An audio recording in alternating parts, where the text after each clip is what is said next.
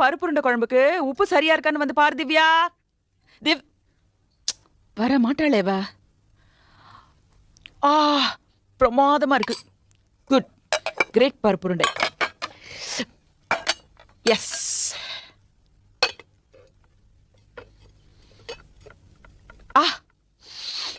குழம்பு வாசனை மூக்கு தொலைக்குதுல்ல? இங்க பாருங்க, உங்க பொண்ணு சரியான கழுத. என்கிட்ட சமையலே கத்துக்க மாட்டேங்கிறா. இப்படியே போனா இந்த பருப்பு உருண்டை குழம்பு ரெசிபி எல்லாம் என்னோடய முடிஞ்சு போயிடும். ஆஹா, எங்க வீட்டுல சமையலும் வரும், சங்கீதமும் வரும். துன்பம் நேர்கையில் யாழெடுத்து நீ இன்பம் சேர்க்க மாட்.